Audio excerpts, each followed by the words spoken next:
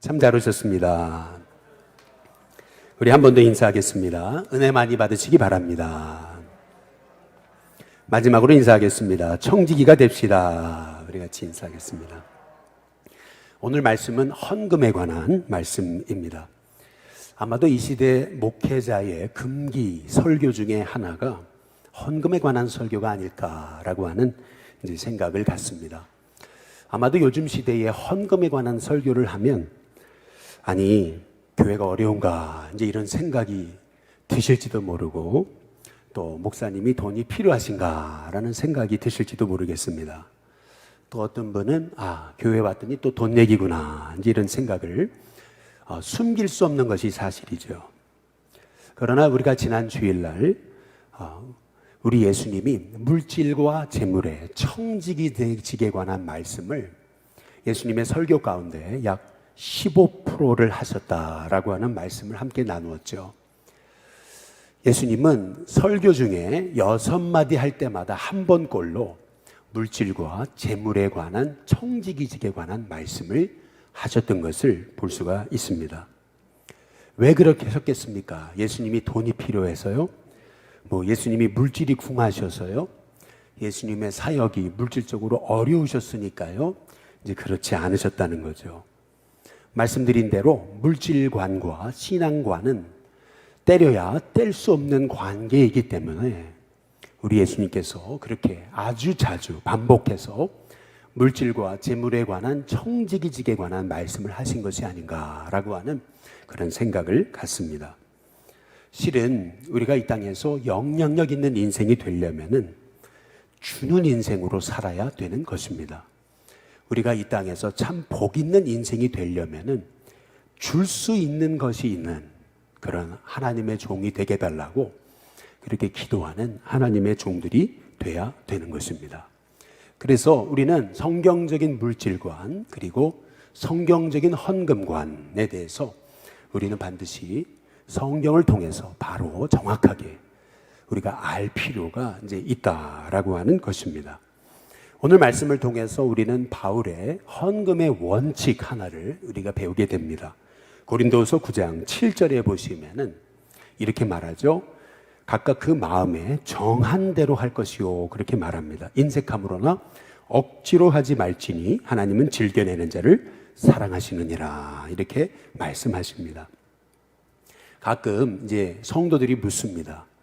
본봉으로 11조를 해야 되는지 아니면 그냥 받는 거 다 11조 해야 되는 건지 수당 다 합쳐서 11조 해야 되는지 이렇게 묻습니다. 또 어떤 분은 이렇게 묻습니다. 세금 떼고 내야 됩니까? 아니면 세금 내기 전에 있는 수입으로 내야 되는 겁니까? 이제 이렇게 질문을 하죠. 근데 실은 이 질문에 관한 성경의 답은 없습니다. 성경은 구체적으로 예를 들면 본봉만 해라, 세금 떼고 해라 라고 하는 그런 가이드라인이 없어요. 성경은요, 다만 오늘 말씀에 보시다시피 그 마음에 정한 대로 할 것이다 이렇게 말씀하고 계십니다.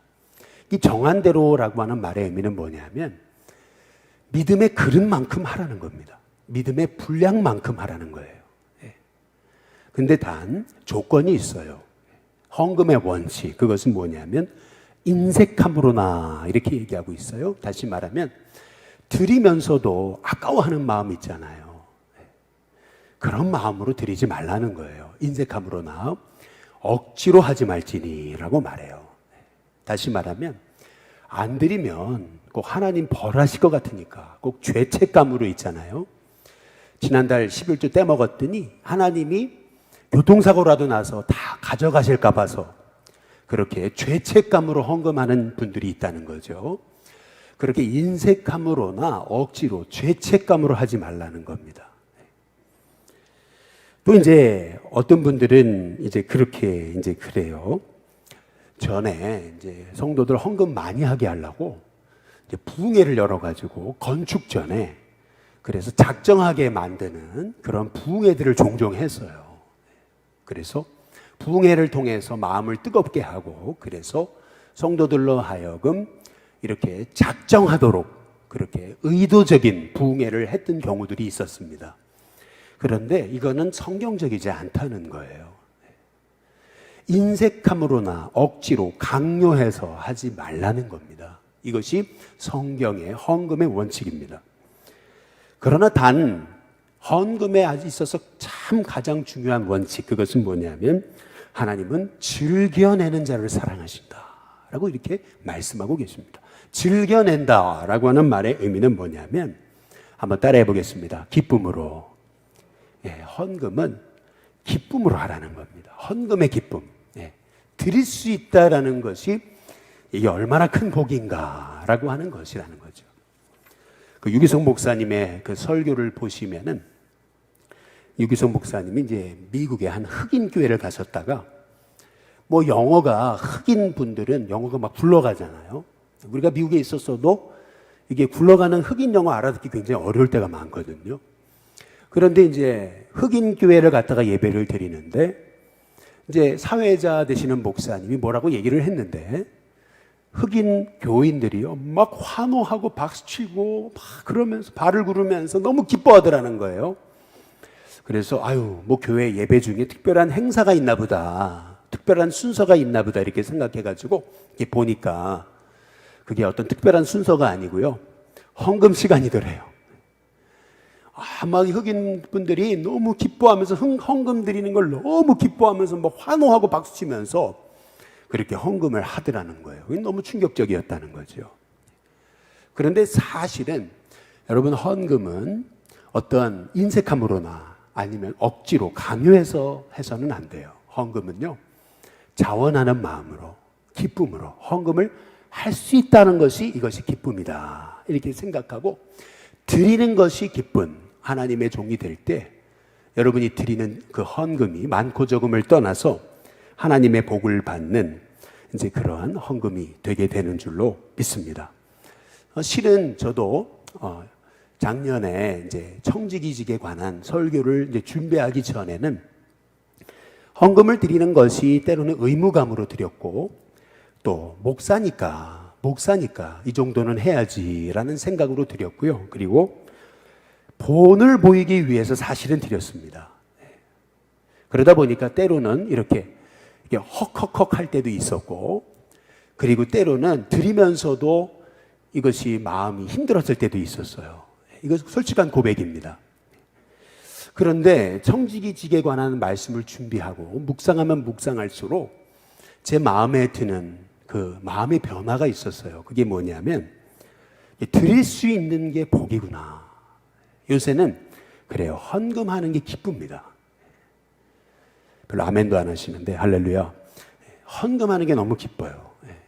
11조를 드리는데 저는 받은 만큼 드립니다. 봉급도 우리 교회에서 주시는 거 드리지만 또 엑스트라로 들어오는 걸 다 계산해서 드립니다. 그리고 매주 감사헌금, 이웃나눔 헌금, 장학헌금, 그리고 전도헌금, 이게 매주 이제 저희가 작정해서 드리는 거고요. 우리 아이들도 다 감사헌금 꼬박꼬박 드리게 하고 있습니다.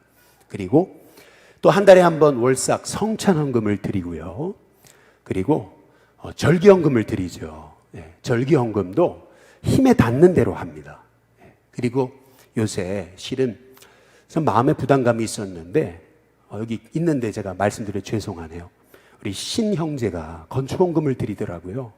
몇 주 지켜봤는데 하나님이 자꾸 저한테 네가 먼저 해야 되는 거 아니냐 부담감을 주셔가지고, 그래서 이제 지난주부터 저도 건축헌금을 시작을 했습니다.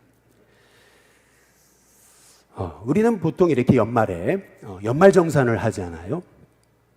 전에 저희 아내가 이제 고등학교 교사였을 때 연말정산을 하게 되면은 그러면 이제 얼마 헌금 드렸다는 게 다 계산으로 나오잖아요. 그때마다 하나님 앞에 제가 하나님께 이만큼 드릴 수 있었네 라는 생각을 하면서 이제 감사했던 적이 있어요. 실은요, 내가 이만큼 드릴 수 있다라는 것이 사실은 복입니다.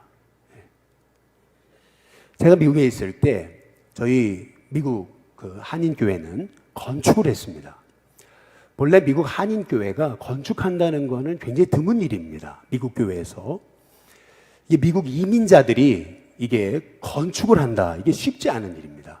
근데 저희 교회는 건축을 했어요. 근데 작정을 하라 그랬습니다. 그런데 작정을 안 했습니다, 저는. 이유가 있었어요. 그 이유는 이제 언제 한국 들어갈지 몰랐기 때문에 저는 그 당시에 이제 한국 들어갈 마음이 있었습니다. 계속 기도하고 있었어요. 그래서 괜히 작정했다가 하나님 앞에 약속 지키지 못할 거, 그래서 작정을 안 했어요. 대신에 매달 하나님 앞에 제가 최선을 다해서 유학생이었지만 헌금을 드렸어요. 근데 지금 생각해 보니까 이제 하나님 앞에 감사한 게 있었어요. 그게 뭐냐면, 이제 실은 우리 마 목사님 설교하실 때마다 참 죄송한데, 우리 유학생들 사실은 아이 분유값도 없는 유학생들이 많습니다. 이제 어렵게 살아요. 그런데 이제 제가 이렇게 생각을 해보니까, 저 같은 경우는 참 너무 풍족하게 살았던 것 같아요. 차도 정말 그 좋은 외제차 끌고 다니고, 그리고 한국에서 후원받고 또 교인들이 후원하고 또 메릴랜드에서 가장 큰 그런 한인교회의 풀타임 부목사로서 미국에 세금 꼬박꼬박 냈고요. 그러면서도 생활에 부족함이 없었어요. 가만히 생각을 해보니까 이게 드릴 것이 있다라는 것이 이게 참 복이었구나. 드릴 것이 있는 게 복이구나 라고 하는 걸 생각하면서 요새는 마음을 바꿨어요. 헌금은 기쁨이구나 라고 하는 그러한 이 마음의 자세를 바꾸기 시작하니까요, 그때부터 어떤 마음이 드냐 하면은 하나님이 내 하는 일마다 하나님은 도우신다, 공급하신다 라고 하는 믿음이 있어요. 더 이상 물질 때문에 이렇게 염려가 찾아오려고 하더라도 하나님 지키신다라고 하는 그런 믿음의 고백이 있어요.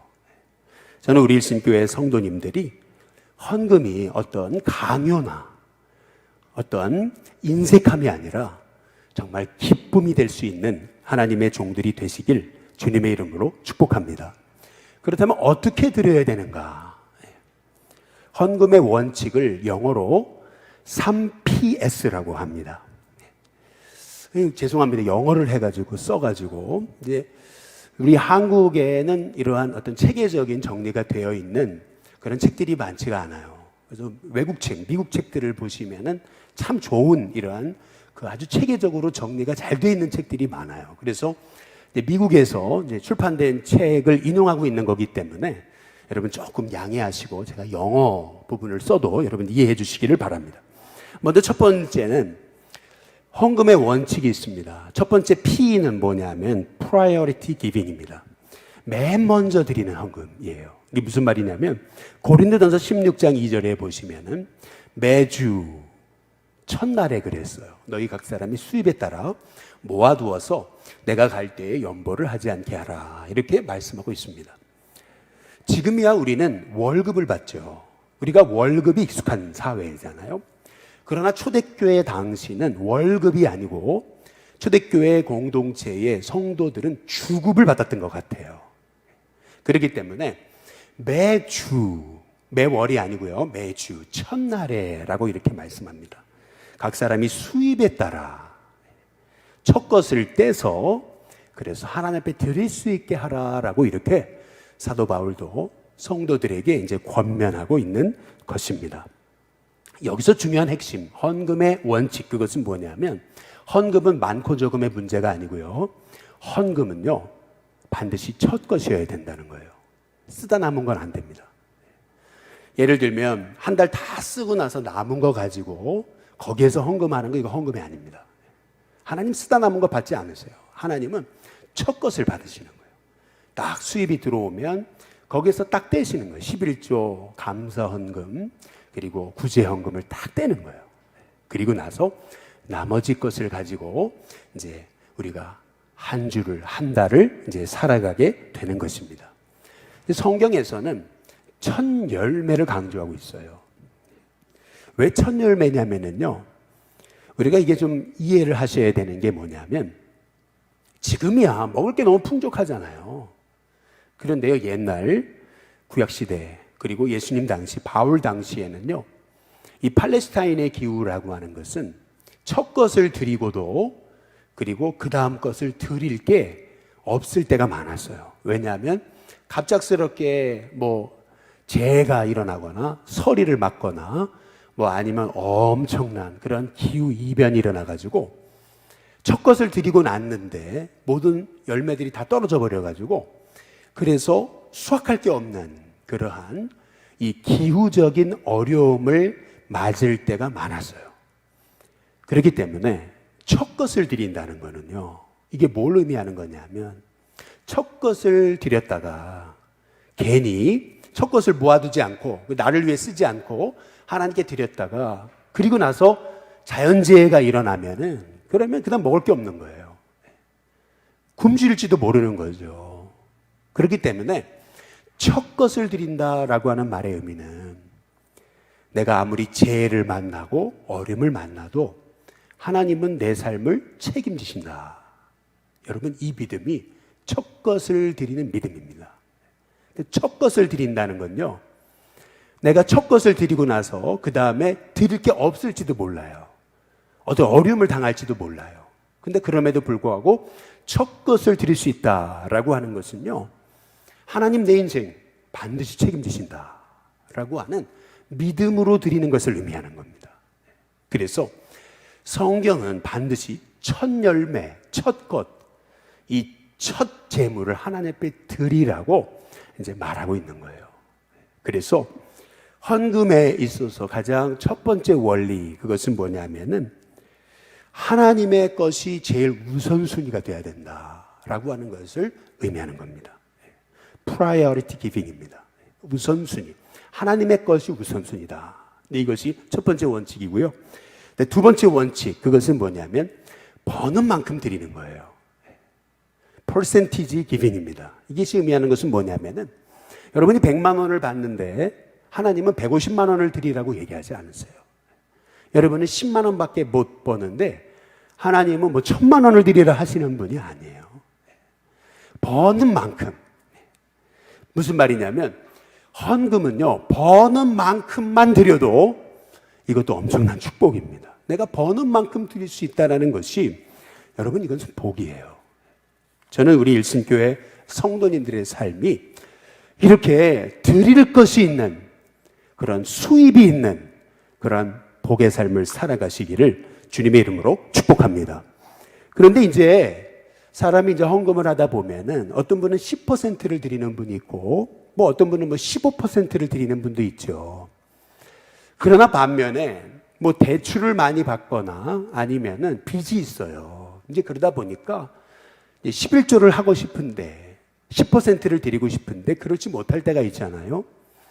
여러분, 그렇다면 5%를 드릴 수도 있는 겁니다. 근데 중요한 것은 뭐냐면은 헌금의 작정에 있어서 중요한 원칙이 하나 있습니다. 그것은 뭐냐면은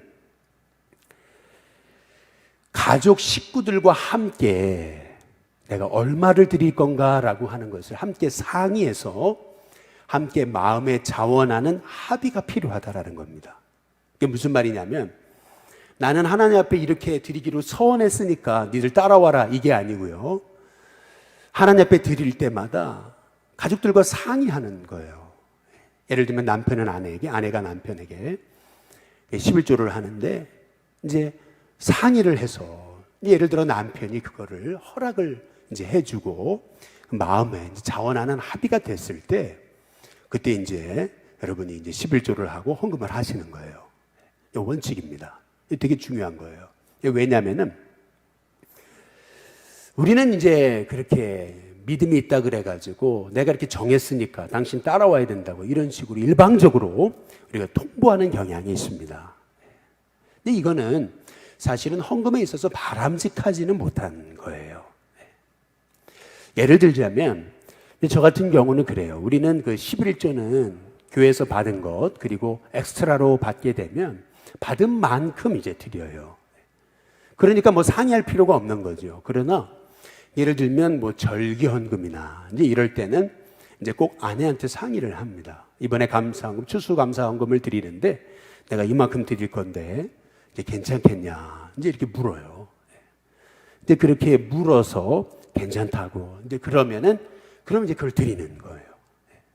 항상 그런 과정을 겪습니다. 이번 부활절에는 얼마를 드릴 건데 괜찮겠냐 이제 물어요. 그러면 예를 들면 좀 더 드리자라고 그럴 때가 있어요. 그러면 더 드리는 거고요. 이번에는 조금 생활이 쪼들리니까 조금 덜 드리자 이렇게 되면 덜 드리게 되는 거고요. 그러니까 이제 아내와 함께 같이 헌금 드릴 것에 대해서 같이 상의하고 이제 자원하는 그런 마음으로 이제 하나님 앞에 드리는 것, 이것이 성경적으로 합당하다는 것입니다. 이 믿음의 예물, 이 예물은요, 기쁨으로 드려야 되는 거거든요. 기쁨으로 드리는 것이 원칙이에요. 억지로나 인색함으로 돼서는 안 되는 거거든요. 자원함으로, 기쁨으로 돼야 되는 거거든요. 그렇기 때문에 가족 식구들과 함께 이렇게 내가 드리는 헌금에 대해서 이 내 배우자가, 내 남편이, 아내가 자원해서 함께 하나님 앞에 드릴 수 있는 믿음을 달라고 여러분 이렇게 기도하는 거, 이게 너무 중요한 일입니다.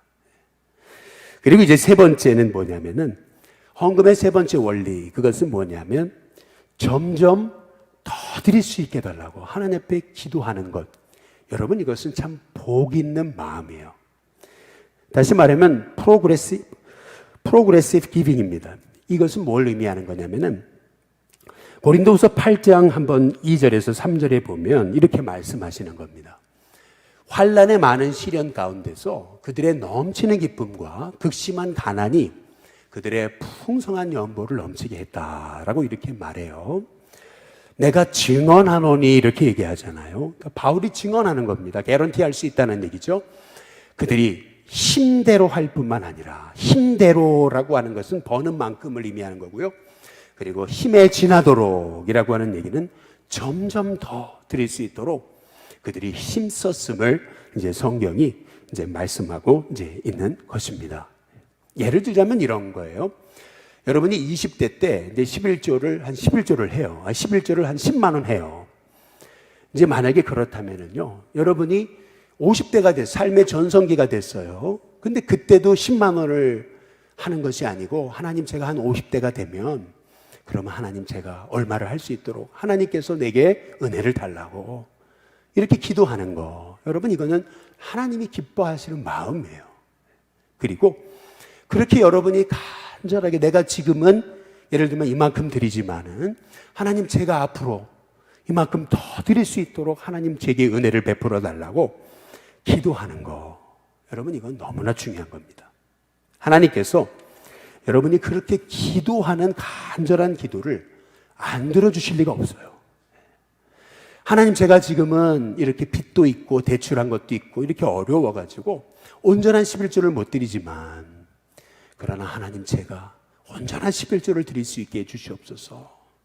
하나님 앞에 기도한다면은요, 하나님이 얼마든지 여러분의 삶에 그렇게 할 수 있는 은혜를 주시지 않겠느냐는 거예요. 그러니까 무슨 말이냐면 우리의 헌금이라는 것은 결국 이것은 믿음의 표현인데, 늘 내가 드리는 헌금이, 예를 들면 늘 10,000원 드리는 사람이 늘 10,000원만 드려요. 늘 10,000원이에요. 내가 예를 들면 집사님일 때도 10,000원인데 권사님일 때도 10,000원이고 장로님일 때도 10,000원인 거예요. 만약에 그렇다면 우리의 믿음이 성장한다는 것은 뭐예요? 결국에는 내가 하나님 앞에 주님의 제단과 주님의 일을 위해서 하나님 제가 그래도 더 드릴 수 있는 힘을 달라고, 그런 은혜를 달라고, 그런 복을 달라고, 하나님 저는 이렇게 드릴 수 없지만 그러나 우리 자녀들은 그렇게 드릴 수 있게 해달라고 그렇게 하나님 앞에 기도할 때 하나님께서는 그런 은혜를 우리 일신교회 성도님들에게 베풀어 주실 줄로 믿습니다. 록펠러라고요. 여러분 잘 아시죠? 이 록펠러는요, 50대까지, 중반 때까지는 정말 닥치는 대로 돈을 벌었죠. 그래서 아주 악명 높았습니다. 돈밖에 모르는 놈이었습니다. 그러다가 병에 걸리죠. 죽을 병에 걸렸다가 살아나죠. 이제 그리고 나서 내가 이렇게 살면 안 되겠다. 이제 그래가지고 그 인생의 후반전에는 그때부터 나누기 시작하죠. 교회를 짓고 도서관을 짓고 그리고 섬기면서 나중에는 뉴욕시에 많은 그 전 시민들을 위해서 뭐 수도세를 다 내주기도 하고 막 그러면서 이 록펠러는요, 그의 인생의 후반전에는 어떻게 하면 더 많이 나눌 수 있을까라고 하는 것을 위해 기도하면서 자기의 재물의 11조를 관리하는 그러한 그 재무회계위원을 둘 정도로 그렇게 참 하나님 앞에 어떻게 하면 내가 그렇게 하나님 주신 물질의 이 은혜를 나누며 살 수 있을까라고 하는 것을 위해서 살아갔다고 그러지 않아요?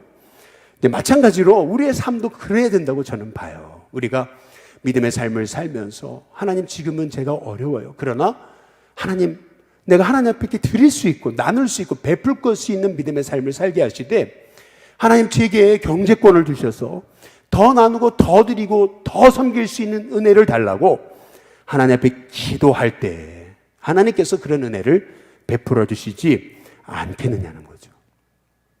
저는 그런 은혜가 우리 일심교회 성도님들에게 있게 되기를 주님의 이름으로 축복합니다. 마지막 네 번째로 특별히 더 드리는 헌금이 있는 거예요. prompted giving입니다. 이것이 의미하는 것은 뭐냐면은 고린도후서 8장 5절에 한번 보시면 우리가 바라던 것뿐 아니라 그들이 먼저 자신을 주께 드렸다 그랬어요. 그리고 하나님의 뜻을 따라 우리에게 주었다 그래요. 이게 뭘 의미하는 거냐면 당시에 예루살렘 교회에 기근이 왔어요. 예루살렘 교회 성도들이 너무 어렵고 굶어 죽는다는 얘기를 듣고요. 아가야에 있는 교회들 성도들이요 헌금을 하기 시작하는데 구제 헌금이에요. 그런데 그들이 얼마나 특별히 이거는 계속하는 헌금은 아니에요. 한번 특별하게 헌금하는 건데 그 특별한 헌금을 위해서 자기를 드리고 전부를 드리는 것 같이 우리에게 줬다. 이제 이렇게 말하고 있는 거예요. 그래서 결국 그 특별 구제 헌금을 통해서 이 초대교회가 이 예루살렘 교회가 그 기근을 은혜로 잘 지나갈 수 있었음을 이제 성경은 우리에게 말씀하고 있는 겁니다. 언젠가 우리는 믿음의 삶을 살면서 어려움 당한 사람들을 만나죠. 하나님이 감동을 주세요. 그래서 남몰래 이제 그들을 섬길 수 있는 그런 특별 헌금을 할 수 있는 그러한 참 믿음의 삶을 살게 해달라고 여러분 기도하는 것, 여러분 이거는 참 복된 일입니다. 재작년인가요? 그 국민일보에 한 그 신문 기사가 떴어요. 근데 보니까 너무 놀라운 것은 이 한국 교회에 한국에 한 4만 개 이상 교회가 있잖아요. 그런데 이 4만 개 교회 중에서 가장 모범되는 교회 한 교회가 뽑혔는데 그 교회가 뭐 장로교회도 아니고 순복음도 아니고 그 교회가 감리교회였어요. 어디 교회냐? 뭐 몇천 명 모이는 뭐 교회가 아니고요. 몇백만 모이는 감리교회가 아니고요. 뜻밖에도 그 4만 개 교회에 넘는 교회 중에서 그 국민일보가 선정한 가장 모범된 교회, 그 교회가 어디였냐면 우리 서울연회의 이현식 목사님 진관교회였습니다. 그런데 왜 이렇게 이 교회가 여기 뽑혔을까 이렇게 보니까요. 그 교회가요. 그 해 보니까 교회를 아주 소교회를 개척한 거예요. 세계 곳곳에다가 말이죠. 목사님께 어쩌어요? 아니 목사님 어떻게 목사님 교회에서 그렇게 많은 교회를 세울 수 있었느냐고 제가 여쭤보니까요. 이제 목사님 하는 말씀이 그래요. 우리는 교회 예산으로 하지 않습니다. 이제 이런 얘기를 하는. 그럼 어떻게 하시냐 이제 이랬더니 교인들이 팔순잔치를 하거나 그렇게 되면은 그 팔순잔치를 그냥 가족들과 조촐하게 하고 그리고 나서 대신 그 잔치할 돈을 가지고서 해외에다가 교회를 세운다는 거예요. 그리고 또 뭐 예를 들면 우리 자식이 결혼을 하게 되면은 축의금 들어온 것 중에서 얼마를 성별해 가지고 그래서 어디에다가 교회를 개척해 주십시오라고 교인들이 가져온다는 거예요. 그래 가지고 세계 곳곳에 교회를 이제 세우는 건데요. 제가 지난주에도 그저께도 제가 진관교회를 갔었습니다. 근데 진관교회를 가보니까 그 기획위원실에 교회가 건축하고 있는 교회에 대한 현황을 쫙 붙여놨는데 그 기획위원실, 큰 기획위원실이 그냥 꽉 찼어요. 교회 건축으로. 사진들이 붙어 있는데. 야, 참 그거 보면서 셈이 나더라고요. 그렇구나. 우리가 실은 하나님이 내게 주신 특별한 은혜가 되는 날이 있잖아요. 그런 날 내가 하나님 앞에 드려서 교회를 세운다든지 해외에다가 난민학교를 세운다든지 뭐 이런 고아원을 세운다든지 이런 일을 한다라는 것이 얼마나 귀한지 몰라요. 그렇게 됐을 때 하나님께서 얼마나 영광 받으시겠나라고 하는 얘기입니다. 얼마 전에 제가 가까이 교제하는 한 목사님이 계시는데 이제 그 목사님이 이제 그런 얘기를 하세요. 나는 정말 한 것도 없는 것 같은데 하나님 왜 이렇게 내게 복을 주시는지 모르겠다고 이제 그러세요. 그래서 왜 그러냐 그랬더니 그런 말씀을 하세요. 뭐 이렇게 좀 실제적인 예를 들어 죄송한데, 우리 목사님 사모님이 저 이화여자대학에 그 회계를 맡는 그 총회계의 최고 책임자가 됐다는 거예요. 그냥 여러분 돈 몇 푼 만지는 게 아니고요. 이 이화여자대학교의 이 자산이라는 게 이게 상상할 수 없을 정도의 자산이랍니다. 근데 그 엄청난 자산을 말이에요. 이화여자대학이 가지고 있는 그러한 그 재단에 얼마나 많은 곳에 그 재산이 많은지 모른다는 거예요. 그런데 그 엄청난 재산 전체를 관리하는 총책임자가 됐다는 거예요. 이화여자대학교에서. 이게 아무나 할 수 있는 게 아니거든요. 그 학교에 한 명 있는 사람이거든요. 총책임자예요. 그러면서 목사님이 그러는 거예요. 뭐라 그러냐면, 우리 아내는 우리 같은 사람 안 만난다고 이제 그러면서 하시는 말씀이, 우리 아내는 뭐 무슨 회사 회장들 사장들만 만난다고, 급이 다르다고 막 그러면서 이제 그런 얘기를 하시는 거예요. 예. 그런데 이제 그런 얘기를 하시면서 하는 말이 그거예요. 내가 한 것도 없는 것 같은데 내가 이렇게 하나님 복을 주시냐고 이제 이렇게 얘기를 하세요. 근데 제가 이제 속으로 그랬죠. 제가 알고 있는 얘기가 있어요, 사실은. 근데 이 목사님, 이 아버지가 이제 여기 서울연의 뭐 대표적인 우리 한국감리교회 장로님이신데, 원로 장로님이세요. 그런데 이 장로님이요, 얘기 들어보니까요, 속회를 드리면은요, 한 번 기도하면 30분을 기도한대요, 대표 기도를. 그러면 교인들이 막 그냥 짜증내고, 그만 좀 그렇게 하라고 막 이럴 텐데, 교인들이 너무 좋아한다는 거예요. 막 한 번 기도를 하시면 막 20분, 30분씩 기도를 하신대요. 근데 그거를 교인들이 좋아한다는 거예요. 어떻게 저걸 좋아하는가? 저기 푼수 같으신 분이 아닌가 이렇게 생각할지 모르는데, 그게 아닌 거예요. 이 장로님은요, 그렇게 그냥 남한테 돌보고 베풀고 가진 거 있으면 다 나눠주고 막 이러시니까 교인들이 이 장로님을 너무 존경하는 거예요. 근데 신기하죠? 이 장로님의 아들이 알고 보니까 하나님이요, 그거 다 갚으시는 거죠. 내가 한 게 아무것도 없는 것 같은데 하나님 왜 이렇게 내게 복을 주시는지 모르겠다고. 여러분, 그게 아니죠. 하나님께서요, 다 기억하시고요, 하늘에 심은 거는요, 여러분 절대 마이너스가 아닙니다. 하늘에 심은 거는요, 이거는 하나님께 드리는 최고의 투자인 거예요. 하나님께서 반드시 하나님의 때에 저와 여러분의 삶에 하나님의 은혜를 허락하시는 줄로 믿습니다. 바라기는 저와 여러분의 인생 속에서 정말 하나님께 드릴 것이 있는 게 기쁘고, 드린다는 것이 행복하고, 또 드릴 수 있는 인생이 되게 달라고 기도할 수 있는 참 재물의 물질의 진정한 청지기가 다 되시기를 주님의 이름으로 축복합니다.